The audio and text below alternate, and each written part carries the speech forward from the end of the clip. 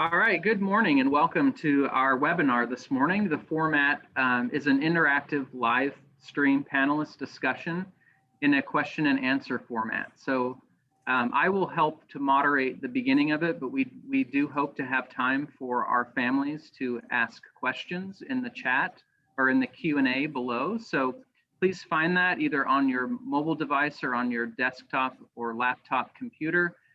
Feel free to enter your questions there, and we will work on getting through those as we get through the panel discussion this morning. Panels give the Capistrano Unified School District an opportunity to share our innovative programs, award-winning elementary schools, and an overview of kindergarten programs, which is what we'll do today. We also want to talk about school health and safety measures and give a glimpse of what a typical kindergarten day looks like. We'll also review the readiness skills needed and provide resources to help our families to develop these skills with children before the first day of school. I know that is often a question that parents have, is how can we make sure they're ready? So we have a great group of panelists here who will help you take a little bit of the pressure off and answer a lot of those questions this morning. The panel discussion is entitled, "Is Your Child Starting Kindergarten in August?" So join us and have fun and get ready together. CUSD is excited for the 2020-21 school year and grateful for the opportunity to educate nearly 47,000 young people. Through a very challenging 2020-21 school year, we're extremely grateful for our teachers and staff for the incredible work that they did to prepare for school and welcoming and supporting our students online and in the classroom since September. We were one of the first school districts, the largest actually in the state, who opened in September, our classrooms and campuses, and we were one of the first in the district. And that is only due to the incredible work of our teachers and our staff. The amount of doing and redoing they did since last spring when we closed our schools, creating online curriculum, moving from in-person to online was incredible. And I'm sure you all see the CDC and CDPH, California Department of Public Health guidelines change daily, and the work that we're doing to remain flexible to those changes is still going on. So definitely a big shout out to our teachers and staff. I know we hear from a lot of families this year who are extremely grateful for all that work and working on trying to bring as normal a school day as possible to our children.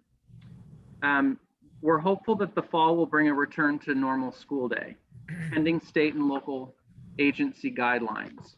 Those did change over the weekend, and we are working with our board and our teachers and staff to understand what those implications are for this school year and then also for the fall.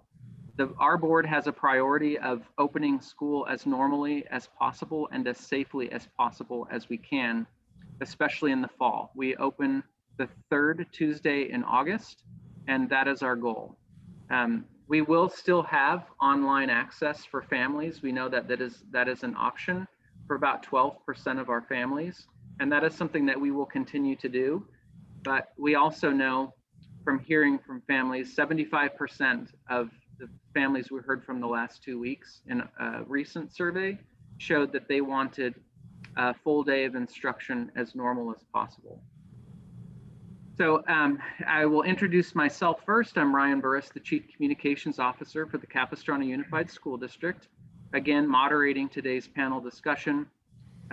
We do invite you to our website, capousd.org, to access additional information on the topics we'll discuss today.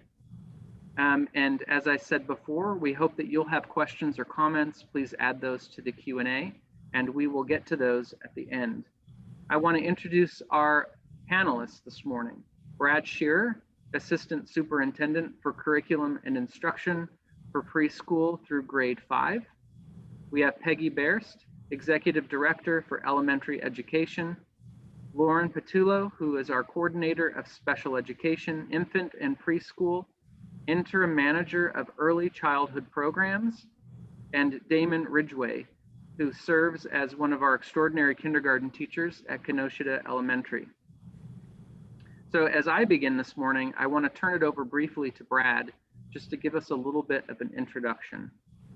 Thanks, Ryan, and welcome to all the participants with us on this webinar.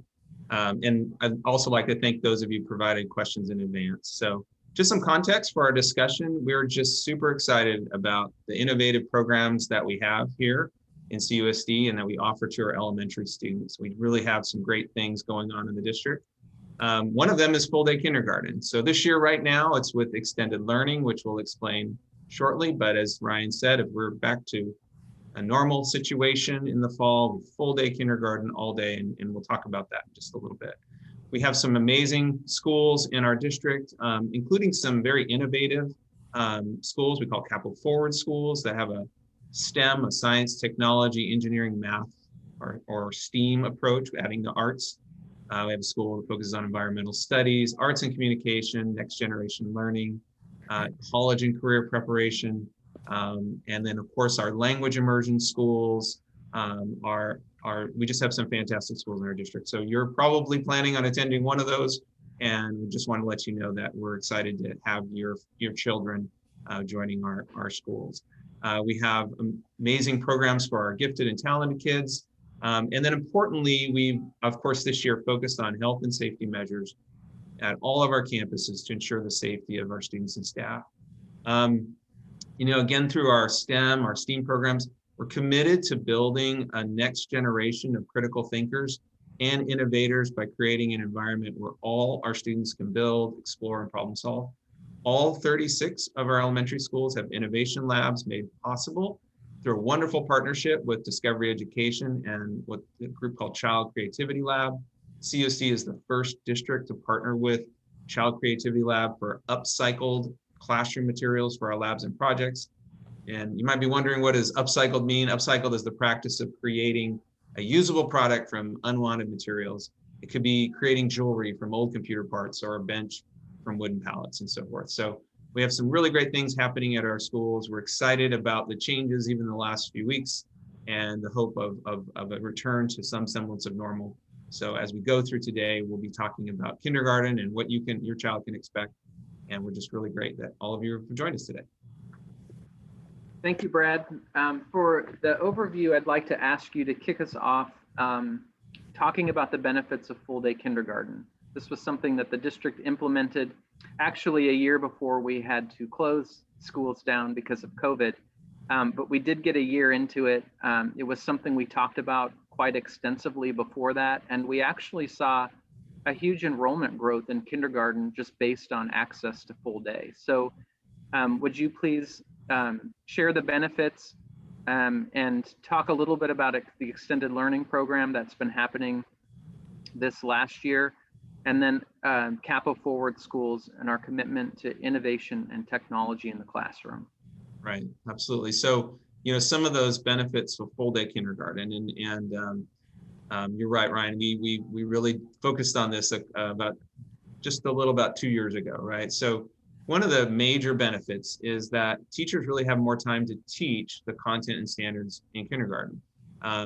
In that half-day program, which we had before, it's often difficult to squeeze in all the instruction needed to fully address the kindergarten grade level and the standards. And another thing is the full-day program gives more time for intervention and remediation for students needing additional time and support. Students leave kindergarten even better prepared for first grade by getting used to that longer day. And it just really allows a solid foundation to build on for first grade teachers going forward. Now, of course, this year we had to adjust that with the pandemic's restrictions on the amount of kids we could put in a class. So we created something called Extended Day, which allowed our students, if students would come to class for, and this is students in our program A and B, or our in-person classrooms. They would come to class for a 2.5-hour block with their teacher. And the students would then go to what's called extended learning for the remainder of the day. And in that setting, paraprofessionals and or teachers would support what was happening in the classroom. So that these folks would be the teachers themselves are responsible for the curriculum subjects and standards in areas such as reading, writing, science, and math. But during extended learning, the paraprofessionals or these other teachers would guide students in independent study to complete the work assigned by the teacher. The extended learning staff would be responsible for answering questions or helping the student and choosing appropriate activities available in our Canvas learning management online platform, and or planning other activities where appropriate. So again, we're really proud we were able to offer a full day program even when we couldn't put 30 kids in a classroom because of the restrictions around the pandemic of 6 foot of distancing between students. And then we talked a little bit, I think in my opening, about all of our Capital Forward schools and some of the exciting things happening just with our district around innovation and technology. We'll talk a little bit more about resources in a little bit and one-to-one Chromebooks that are coming out. So we'll get into some of those probably a little bit later.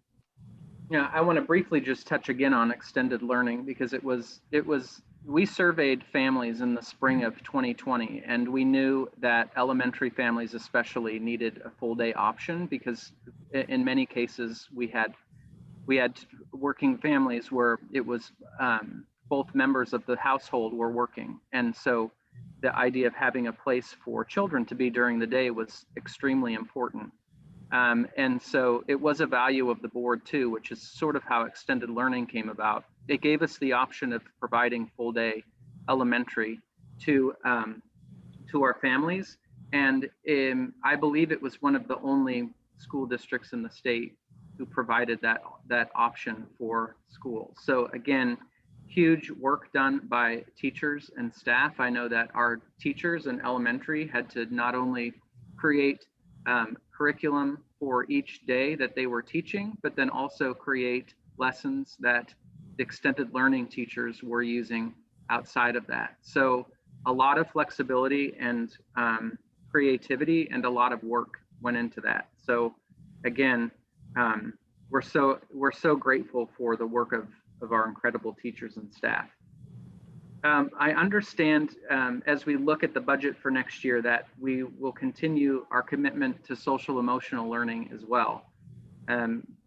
Looking at also supporting behavior and academic support for all students. So Brad, could you expand a little bit on our programs and partnerships, and then also discuss the multi-tiered systems of support, or MTSS as we like to refer to it, that are available to students and families?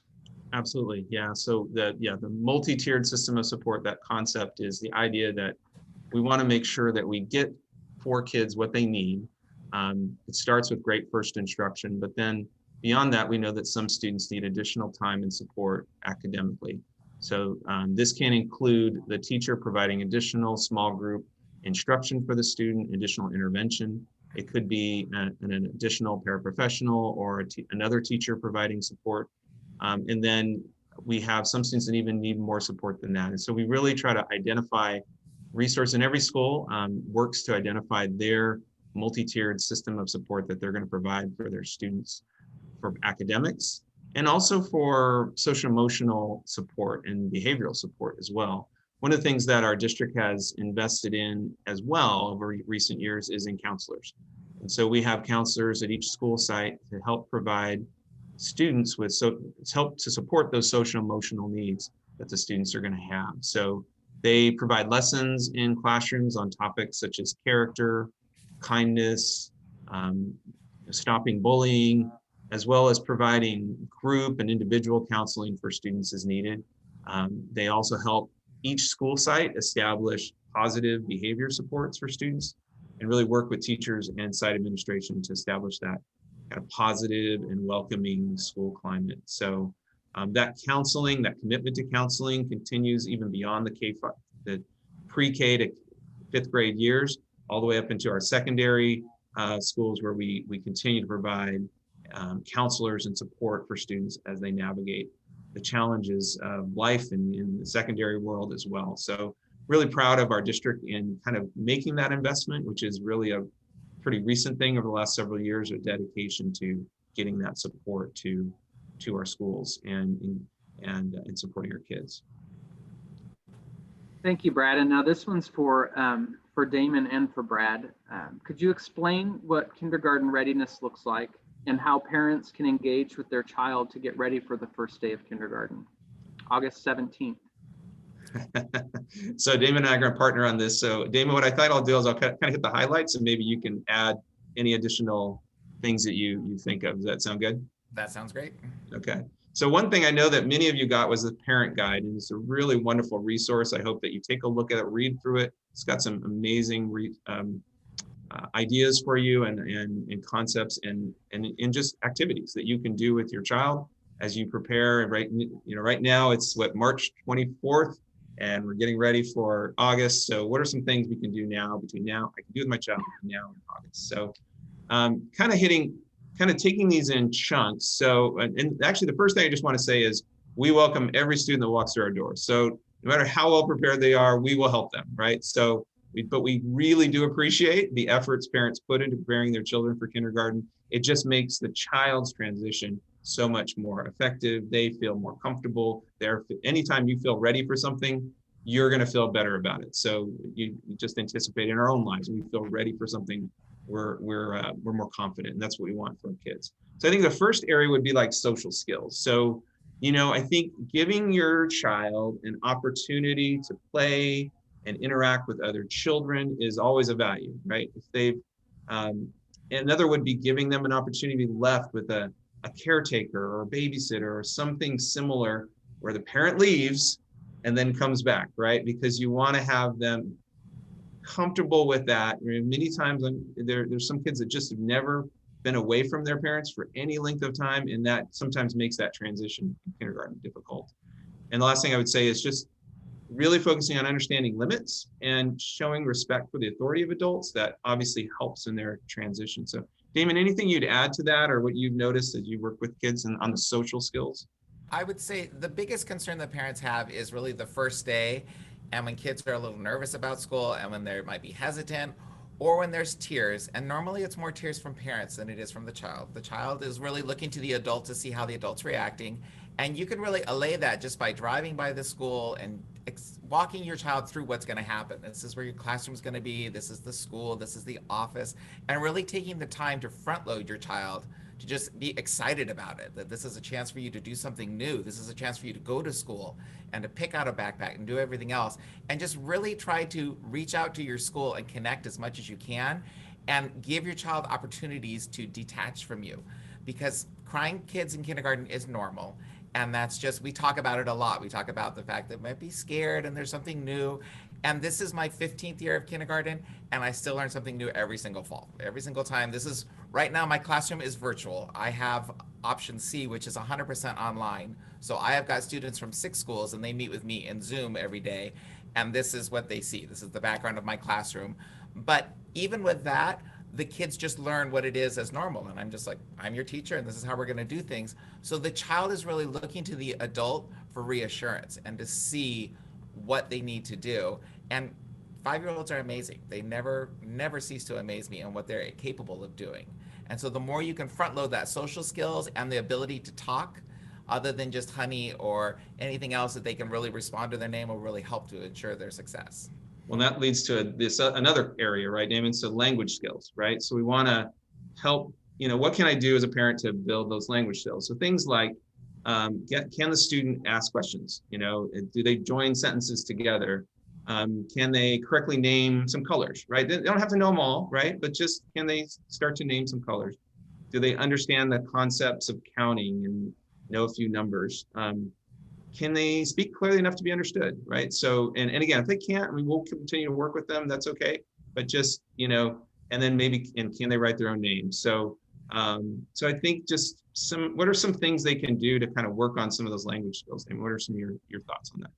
The biggest thing you can do is just engaging your child in talking. I mean, when you're going to the grocery store, talking about the things that they see, the shapes that they see, the letters that they see, the words that they know, but really engaging your child in just conversation. Because every child comes to school now knowing how to work a smartphone or how to work a digital device, but it's really the communication skills that are important. And that's what we talk about. So the guide is research-based, but it really talks about non-technological things you can do with your child. Cutting out letters from a magazine, having them find their special letter, working on different things, scissors, different things like that, but really having them talk through different things. having them count with you when they're folding laundry or doing something like that, and really engaging your child in a variety of spoken activities so that they can communicate what they want to do, because most 5-year-olds like to talk a lot and they have a lot of questions about everything around them, but it's really having them being able to express themselves so that they don't have the frustration of not being able to communicate their wants or their needs or what they want to know more about to the teacher. I think that practice guide also identified some great activities you can do here.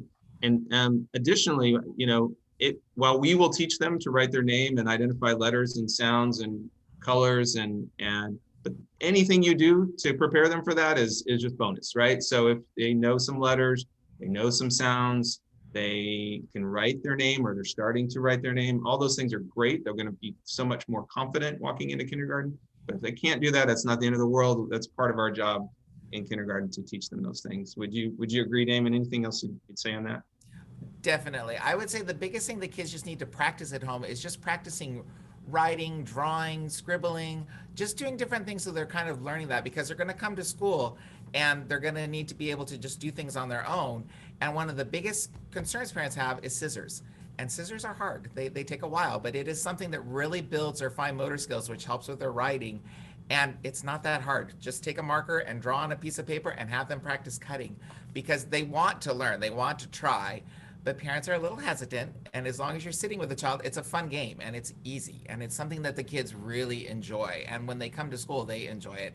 And you've never seen a more focused group than 25 5-year-olds using scissors and cutting and gluing. They love it. It's like, the most engaging task for them. And it's, again, something you could really talk to your child about, and something you could engage with your child about, and something that can bring you and your child closer together. Right, absolutely. That was my next section, was the small muscle skills, right? Those little fine motor skills, cutting, copying shapes, printing a few letters, drawing, building structures, right, with blocks. And that can be a really helpful thing to do. Using clay to make things, if you've got some clay.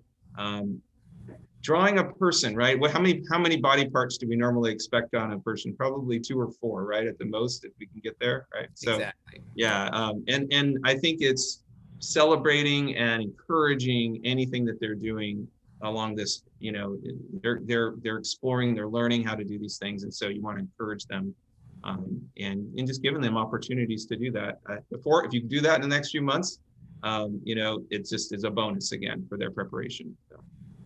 Yeah. And I think just a couple more things here. We think also we have small motor skills. We have the large muscle skills. So things like, maybe silly, but walking backwards or climbing or hopping or beginning to skip, kicking a ball, following movement directions. Can you put your hand on your head, take 2 giant steps, turn around? So those are also beneficial things to do with kids. I think that's in our guide. Taking your child to the playground to practice climbing, balancing, playing Simon Says, skipping with your child from the house to the car, playing music for dancing or marching. These are all great things to do. So anything else on that, Dave? Anything that comes to mind with the large motor skills? One of the biggest parts for kids is recess, and there are a lot of different things they have to learn, but interacting with other kids, taking turns on the slide, using the big toy, which would be like a large climbing area that almost every child, wants to get into and see, but everyone wants to get in there at the same time. So really taking turns and learning how to work with others and learning how to ask others, do you want to play with me? Do you want to do something like that? And interacting with other people, running on the grass, and just seeing what the rules are of how people play and how people interact with one another. And we go over all of that, of course, but it's just something that they're excited to learn about it and they want to do. But the more practice they can have at home, the more you can help, especially simple things like just with a ball and throwing a ball and bouncing a ball to each other, or trying a hopscotch. Simple games that they can practice. Yeah, and maybe the last area is the self-help skills, right? So things like tying their shoes, right? I know, or at least beginning to get the Velcro to attach, right? Zipping, snaps, buttons, again, may not be perfect, but practice, is always good. Washing hands, obviously really important right now. They're going to have to carry a backpack and some materials. So kind of knowing that, coughing and sneezing into their elbow, knowing how to use a tissue to wipe their nose, and of course, very importantly, using the bathroom independently. So these are all things. Anything else that comes to mind, Damon? Did I get them all? Those are the major ones, and using the bathroom is probably the biggest one. That's right. Being able to fasten their pants back together and being able to take care of their needs on their own. And then really like at lunchtime, if they bring a lunch, that they unpack it, they can feed themselves, that they've got some more independence. Because a lot of times parents are very helpful with the child and they're on their own. There's lots of kids and they're all making decisions there. But really giving your child, fostering some independence, and especially things like washing hands, using hand sanitizer now that we're doing, using, washing hands before and after we eat, different things like that are things that they just need to practice and learn at home. And practice using, even like, turning the water on and off, using the soap and then drying our hands and throwing it away. It's all things we reiterate, but it's things that your child will have more confidence the more they're able to do it on their own. And the backpack, again, zipping and unzipping it and putting papers in it seems minor, but it's something that when there's a lot of kids, we just practice it. And it's something that you can help them to have more success with. Thanks, Stephen. Yeah, when you mentioned the last few things, it reminded me that I think one of the things that was really important to me, and then even to my kids, is going with them to the school side, even if it's on a weekend, and walking it with them so that it was not a total mystery to them, because that creates a lot of anxiety. I know it did even for me when I was little. But if even in middle school, helping our kids understand, okay, this is your schedule, these are your classes, so let's walk them, and we can show you where those are. There are a lot of guidelines right now to who can be on campus, but even if it's on a weekend, just walking it, showing kids, this is where your teacher's door is, this is where you would come and go, that kind of stuff alleviates a lot of anxiety. And then another thing is, we don't know what the health and safety guidelines will be like in the fall, but there are some of them that we can anticipate just as they are now. So unless something changes over the summer, kids will need to be comfortable with putting on a mask and understanding how to do that, making sure that they do know how to wash their hands well and are comfortable using sanitize hand gel and things like that. So just a couple important things. We don't know, those guidelines change by the day. We don't know what the end of August will look like, but at least at this point, those are a few things we can anticipate. So Damon, could you provide an overview of what a typical day is like for kindergarten students, and maybe start with what it looks like at the beginning, and then what it looks like maybe a month in or 45 days in, when kids are sort of settled and they get the normal routine, I guess. Sure. And I do have pictures to share, so you just tell me when you want me to put those up of your classroom. And okay. Perfect. So, and I just want to allay some fears right now. I am online, but I'm in my classroom. And so obviously I'm doing everything in Zoom, but in my pod, there are children that have been back wearing masks. They're fine. They've learned their new normal and socially distancing and doing everything else, even rainy day activities.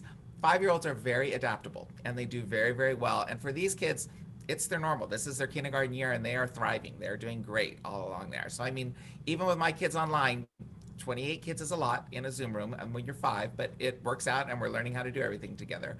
But the beginning of kindergarten is really a busy time. They have got a lot of energy. They've got a lot of different things they want to learn and do and explore and see. So the day is really broken down into whole group instruction, small group instruction, and then really a one-on-one time with the teacher, regardless of how the day is going to be set up.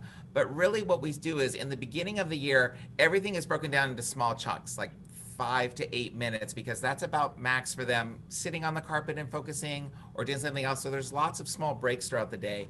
But the day begins typically with the child coming in, putting their backpack away, getting ready to go, and starting with more of a whole group lesson. So they might be on a rainbow carpet in the room or something like that. And they're starting with our Wonders reading program. And that is our comprehensive English language arts and English language development program from McGraw-Hill, which is utilized in every classroom in CUSD and which incorporates reading and writing and phonics and language skills, and also English language development for students who are learning English as a second language for children of all abilities, from the very beginning all the way to advanced students who come into kindergarten that are able to read at a certain level. So, it really is able to be used by the teacher in a variety of ways to meet the needs of all of our learners. the kids are coming in and we're practicing songs, we're practicing phonemic skills, they're responding to the teacher, we're reading, we're doing different things together, but it's a very give and take with the kids in a whole group manner. So they're really working on this. And the kids are moving. The kids are standing there looking around the room for things. We're doing Go Noodle. We're having activity breaks. We're having brain breaks. So the children are able to move because 5-year-olds need to move. They need to wiggle. They need to move their bodies. They need to do everything else. And that is kind of the first block of time for kindergarten. And what they do then is it's learning all of the different rules of how to be a student and really how to function in school. And so there's a lot. Everything is broken down very easily for the child to learn, but where do we sit? How do we walk in class? What do we do? How do we do this? And so everything is just repeated for the kids. There's a lot of like, these are how we work with each other. These are how we talk. These are how we ask if we have a question. This is how we go to the bathroom. All of the nuts and bolts are broken down. And it's all done in a very fun, sing-songy way where the kids are engaged and where they're excited. They're excited to explore every single thing in my classroom and they want to just wander right away. And we break it down into how we're going to do it, and how we're going to learn, and how we're going to grow as kindergartners. The kids are then taken to recess, and at recess time, they have an opportunity to run, to play, to do everything else. We teach them all the rules for the playground, how to be safe, and how to, if we have a snack break, they might have a snack break at that time. And then they will come back into the classroom and have a small group time. And the small group time is really a time when the teacher can differentiate. There can be a group that I can work with instructionally on either language, arts, or math, or writing, or something like that. There are some independent centers where the kids can be doing STEM activities. They're doing engineering and building, or math, or science, or they're working with magnetic letters, or doing the other things. There might be a volunteer, a parent volunteer working with a group in there, and the children are working in smaller groups of maybe 6 to 7 kids, and we're rotating through all of these activities. So they're getting a chance to work on their social development. They're able to work with others. They're able to interact with others. They're able to share. They're able to learn and grow. And they're also, for me as a teacher, it's a time for me to really be able to focus on each child and see what they're doing and help develop them. So we work on those, and it's a great time for parents to come in and volunteer. And of course, this is all in a pre-COVID classroom. This would be something different, but this is what, when we come back and as things reintroduce, this would be a time when we would have volunteers that would come in and work with the children. And the children are all working at their foundational skills with the teacher, and they're receiving learning support in other areas, because a lot of kindergarten is social interaction, and it's a lot of how kids are growing and how kids are learning to work together. And a lot of our curriculum now is really geared towards working with other people, which really reflects how society works as a whole, working with teams and learning how to work with other people and learning how to share ideas and take other people's ideas and build on them. So it all starts with 5-year-olds, and they're really getting that foundation that they need to build confidence in their abilities and to be successful throughout their school career, and also to try to have a love of learning, because they're at the beginning of a long journey ahead of them. And so our goal is just to make learning fun and to make it interactive and to make it something that they're excited to come to school every day. So we do our small group rotations, and then normally we're ready for lunch early. I mean, my lunchtime has been 10:30 for my whole life in education. So I eat very early, like 5-year-olds do. The children can bring a lunch from home, or we go to the cafeteria and they can get a CUSD lunch and they choose the lunch that they want. The children are then eating out normally in a covered area in the school, and they're eating their lunch, they're cleaning up after themselves, and they get some more recess playtime. And then when they come back, they can have a variety of different tasks. Normally that is more like where there would be more math instruction, and it could be small groups, or it could be a whole class where the teacher is talking and might have a math talk. And that is the time when we use our math series. And our math series is Math Expressions, and that is from Houghton Mifflin. And then also most of the teachers are trained in CGI, which is cognitively guided instruction, which really looks at each child where they're at in math, and where they're building on their natural number sense and their natural what they want to explore, so they can really explore some more complex mathematical processes. So I can ask my children a problem, which is basically like a division problem, but for them it's just kind of dividing up groups of objects, and they love it. And the kids love that they can come up with different ways. We talk about it. They're using manipulatives. They're drawing diagrams. It really allows a child to grow and blossom in math, and helps them develop a stronger number theory base, which helps with our Common Core State Standards, that they can really have a foundation of that that'll carry them through. So they might have library at that time. They might do some hands-on science at that time. We use FOSS, which is all hands-on. Right now, my kids have got worms that we're studying and fish, and we've got sow bugs coming up. So it's all geared towards a 5-year-old and geared toward them exploring their world and interacting with other and looking and exploring. And so if you look at my classroom, and Ryan, you can go ahead and put up the first slide. The classroom is really geared for children to be able to interact. And the first one that I have, like with my area, one of the independent centers might just be in the reading area, or what we've got there is we've got a word wall, and the kids have got the word wall there, so they might be sitting there. They can choose where they want to sit, on the couch or on stools or on the carpet, or they can have a clipboard. Underneath there's clipboards and different things, and they're able to write, and they really feel like this is a comfortable area that they can really move through. The kids also have flexible seating, and so the second slide, I believe, should be the one that shows, let's see. Yes, this would be where we have small groups, and you can see there the stools are ones where they can wiggle, they can move their body, they can move and change around, because 5-year-olds want to wiggle. And behind that seat is all of the manipulatives they can do. They're all different things that kids can share and grow and do. I sit in the middle of them, and I can access all 6 kids, and I can see what they're working on and how they're writing and how they're growing. And then what we really do is we have a time for them. We can go ahead and go to the next one. One thing that came back with full day kindergarten is House. And House is the most amazing language experience for children ever. They love it. This is my little house where we've got a bunny thing going on. But the children are able to engage in so much language and so much spoken ability. I want to be the mommy, I want to be the daddy. I want to make you a little cake, I'm going to do this. And I will just sit with the kids at the beginning of the year and just talk to them and just learn more about them. And they'll tell me if they have brothers or sisters or what happens or what their mommy likes to make them. And it's a real chance for kids to build those social bonds. And then the final slide just kind of gives you an overview of the classroom. And it really shows you, like in my classroom, we've got groups where we're sitting in groups. There's no name tags. The kids can sit in different areas. There are children there working on building together. That's my whole class, building structures out of these magnet play things where they're building roller coasters and different things. They're really working together, and they're building things, and they're able to feel like the classroom is more like a second home. It's an extension of their home, that they're able to grow and to thrive, and they know the rules, and they're doing that. And as the months go on, the kids get much, much better at cleaning up after themselves, taking care of one another, offering help to one another, and you really start to see their social skills grow and thrive, and they're excited about science. They're showing me things that they found on the playground, and it's a magical time. I mean, kindergarten to me is just, I've devoted half my career to it, and it never gets bored. It's just, the kids make me laugh, the kids surprise me.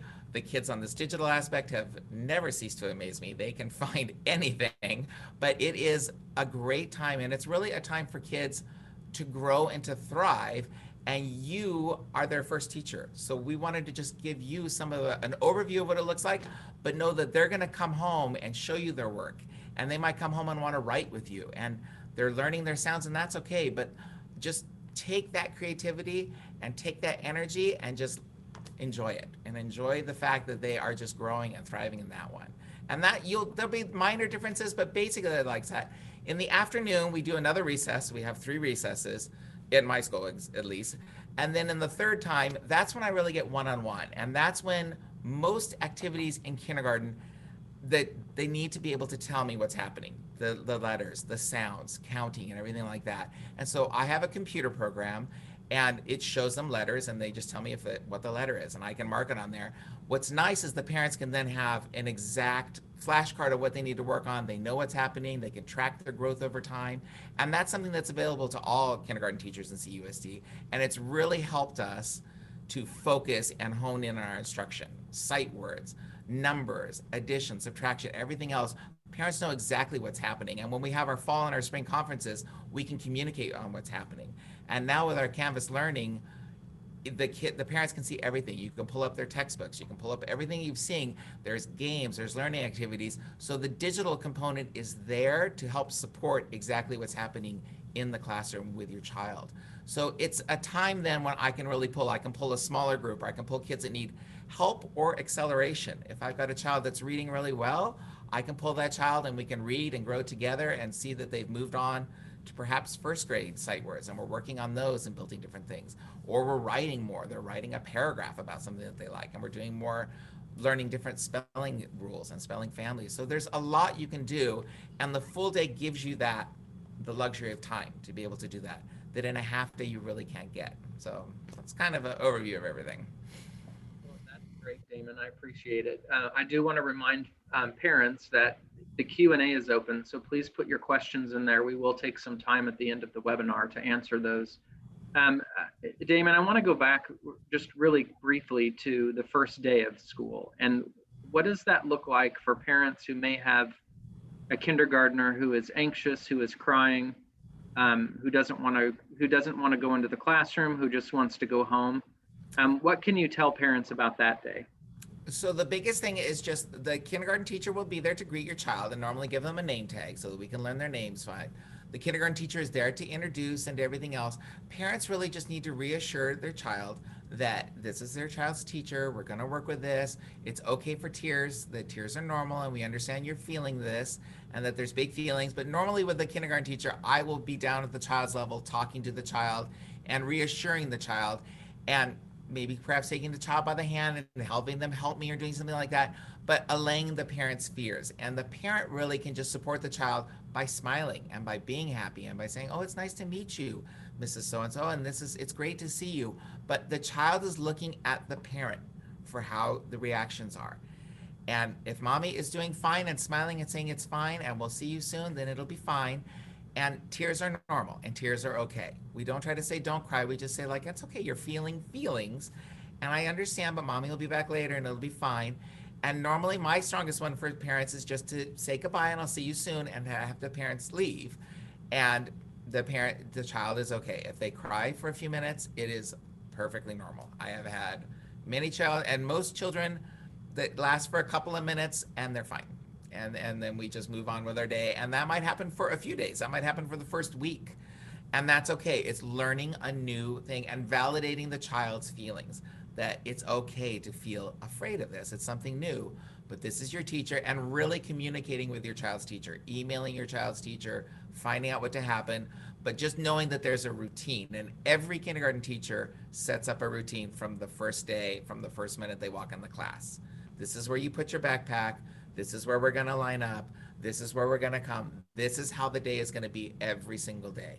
And every single day it's going to be the same thing. So it's really just telling your child, we're going to get dressed, we're going to get our backpack, we're going to come to school, and this is how our day is going to go, because you're a big boy or a big girl now that's going to be in kindergarten. So it works that way well. And I found that for most children, I've lessened my criers. I used to have a lot more criers in the beginning of my career, and now kids might be a little more independent, and I don't have as many criers. I think kids have gotten a little savvier. So, Brad, could you please explain the resources and tools Capistrano Unified School District has invested in to benefit students in kindergarten through 5th grades and into secondary? Oh, absolutely, Ryan. Yeah, and Damon mentioned a lot of these. So obviously our core curriculum is rich. We have a lot of great resources and materials in our core curriculum, both online, digitally, and in print. And as Damon mentioned, our science program that we adopted about a year and a half ago, it's just full of great activities and hands-on science materials. We are, as far as technology goes, we're, with the pandemic, we had to transition quickly, and we've made a commitment to one-to-one Chromebooks. So they have arrived. We're starting to distribute them to students, and so going into next year, every student, K-5, will have a one-to-one will have a Chromebook available to them, and this will allow them to access the digital resources and activities that are provided. We have added a supplementary math program called Iready, which provides a personalized learning math approach for the students, so that adapts to their responses and gives them a personalized path. It's aligned to benchmark assessments that we give to all of our students in math. And then Damon mentioned a software program that all the kindergarten teachers are using to help them with assessments. It's called Esgi. I think it stands for Educational Software for Guiding Instruction. And it just really gives them a chance. There's so many one-on-one assessments that kindergarten teachers do. whether it's letters or sounds or shapes or numbers. It just has really, I think, expedited the ability for teachers to give those assessments quickly, and as Damon mentioned, to get reports to parents.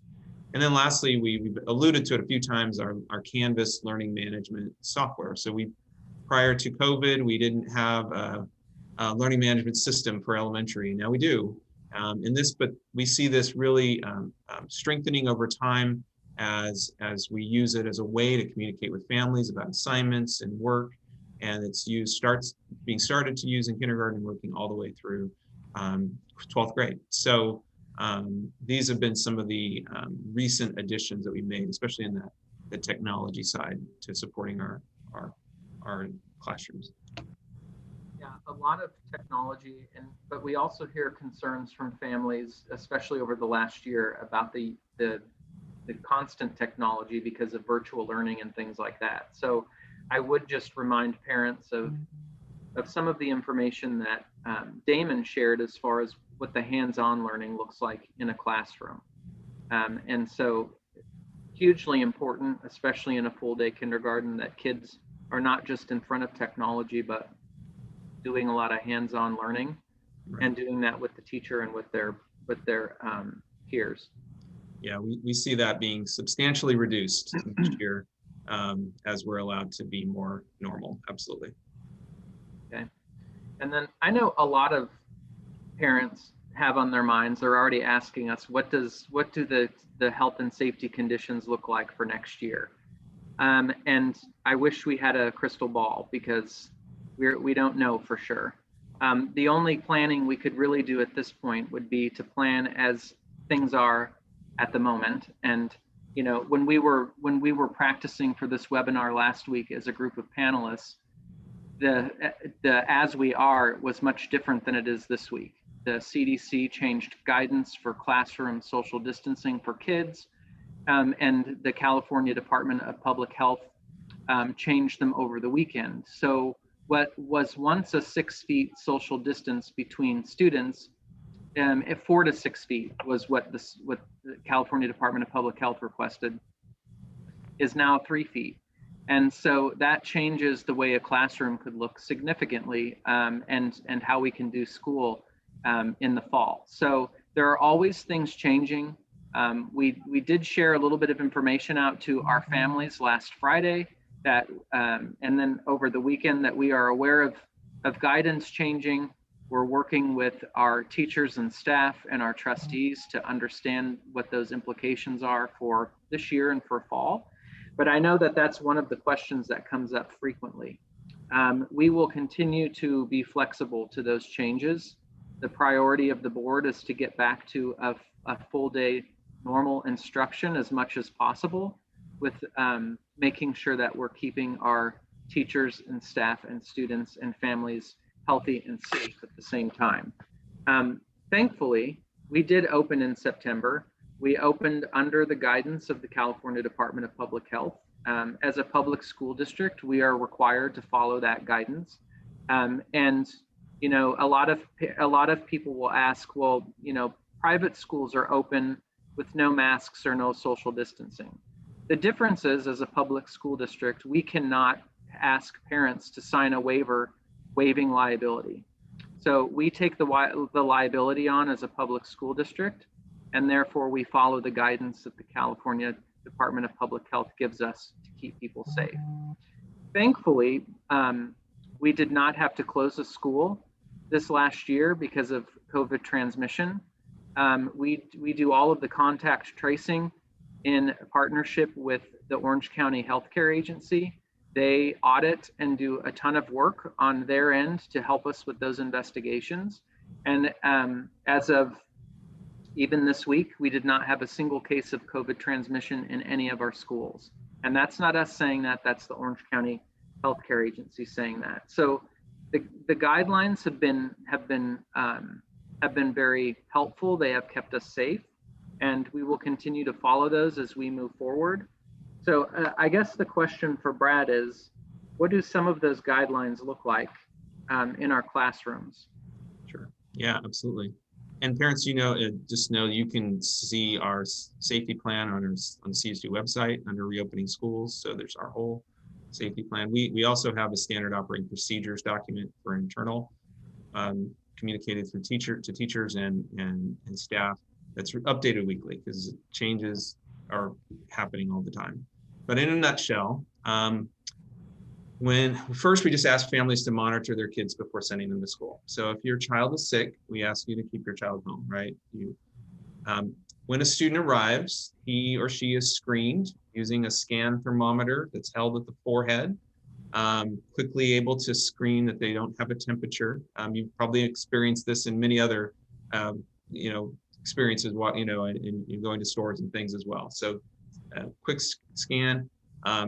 Classrooms are regularly cleaned, and they're sanitized between each group or cohort of students that come into a classroom. So for example, our teachers right now teach half of their kids in the morning, half in the afternoon, and they're able to spray down the desks and wipe them down in between those two sessions, the same in extended learning. So the classrooms are continually kept clean. Students are socially distanced. Right now, that is a 6 foot of distancing that's happening in these classrooms. We know that the guidelines have changed and we'll be addressing those in the future. We don't allow visitors on campus right now, just to reduce the possibility of somebody sharing the virus, so we just only have staff right now on campus. Again, as Damon alluded, we're hoping to change that in the future. And again, as these guidelines change, we adjust as needed. So for example, for a while we were really very strict on not allowing our students to play with equipment or on the equipment or with balls at recess, and then guidelines were adjusted. And so we transitioned, we moved and said, hey, we came up with strategy for how we're gonna do that.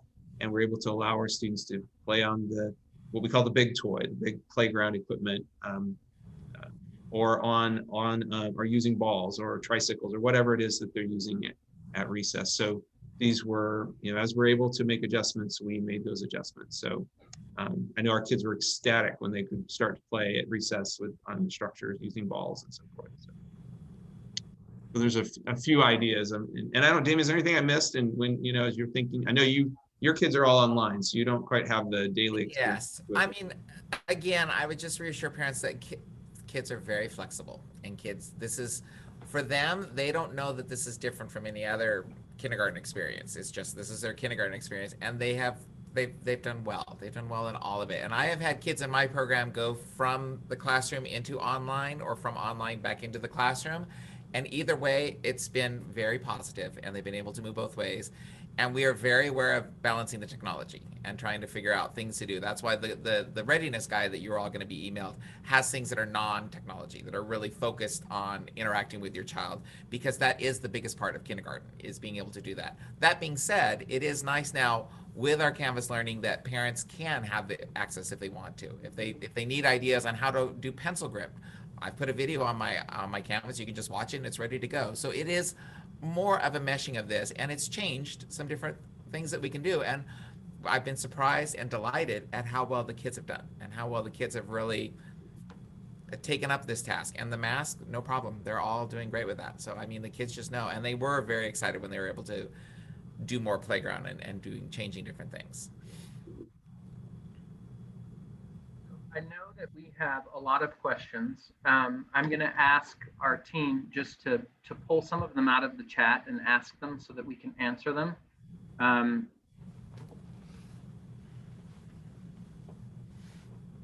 know one of them was whether we were going to have a full day kindergarten in the fall, and whether extended learning would be part of that. So what I can say is that the board priority, they gave us priorities on what the plan should look like in the fall, and the priority is to return to normal as much as possible.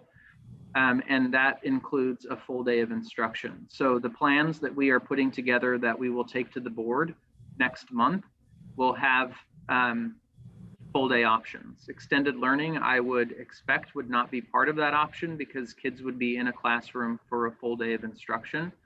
And so that is what we can anticipate.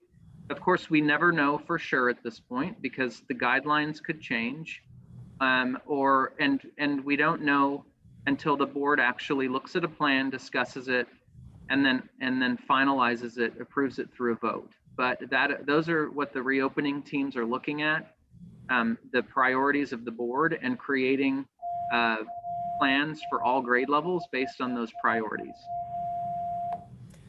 I would say I looked at the chat and there was a lot of questions about kids that wanted acceleration of kids that came in reading and that had skills. And I would say each teacher is really very adept at adjusting their pacing and adjusting to be able to engage that. And like I said, a lot of kindergarten is there might be children that can read and know sight words or that are really good in math, but there might need some area like in using writing or using scissors. There's different areas, and the kids, it's a blend for the teacher to be able to meet all of their needs.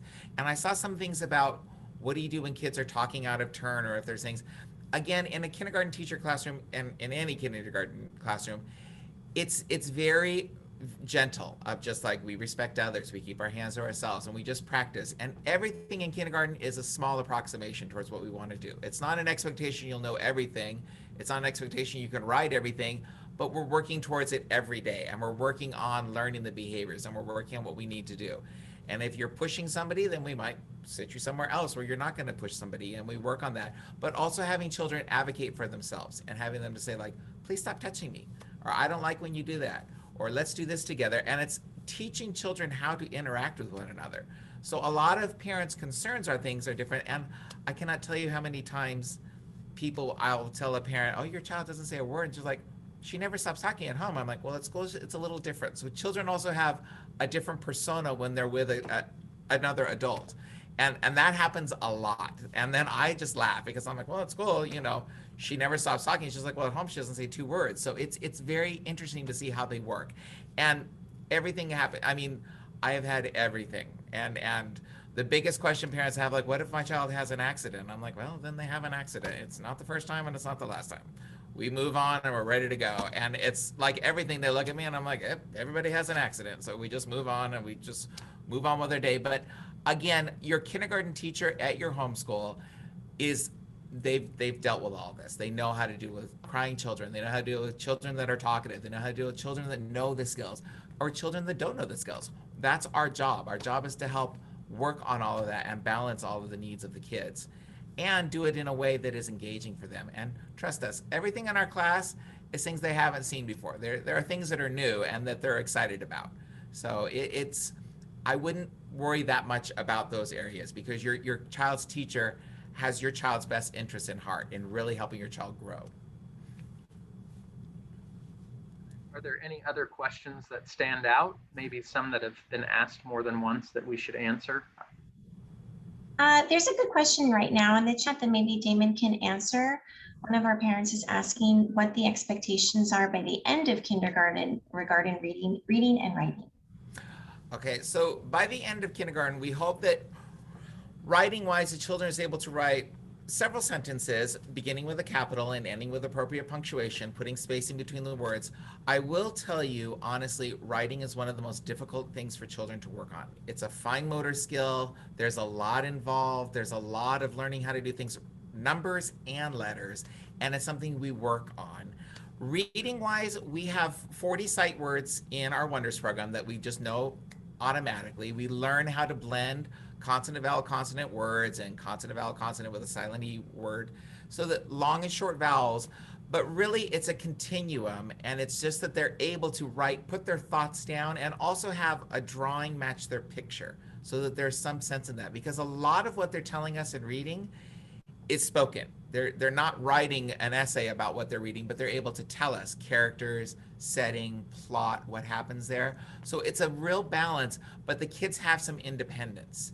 And they will get books sent home, they're little pieces of paper books, but it starts with the sight words and it continues to build. There's other books that we read, but we will build through the kids there. And if your child comes in reading, then we will continue to build from there as well.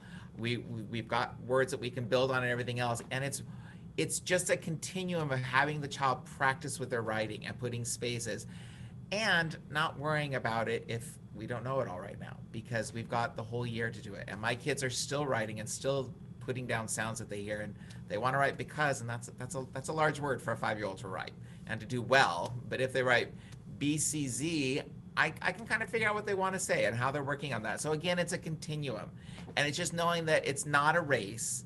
It's a journey for us, and we're really working on it day by day to build through that one.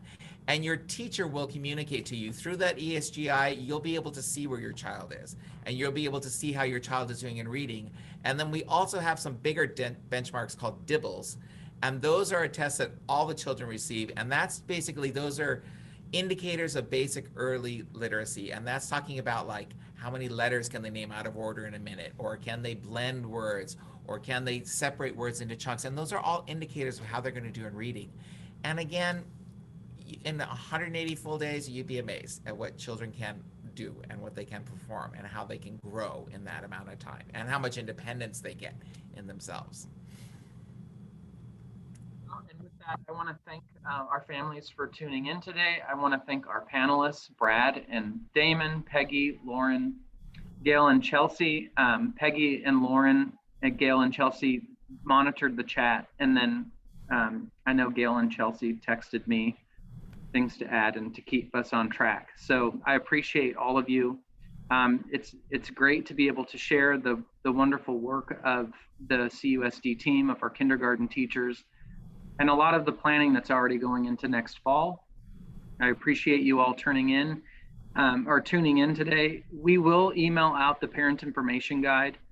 You can also find information on the front page of our website under reopening, school reopening. That will give you a ton of information on the health and safety practices and protocols, and a lot of the work we've been doing this last year with COVID. I would also invite you to tune in to board meetings. We do have one coming up in April where we will again share the reopening plan for the fall and have discussion with the board, and continue that work as we move into summer and plan for August 17th of 2021. So unless I've missed anything else from anyone, then I want to thank you all for being here and wish you all a very great week. Thank you. Bye.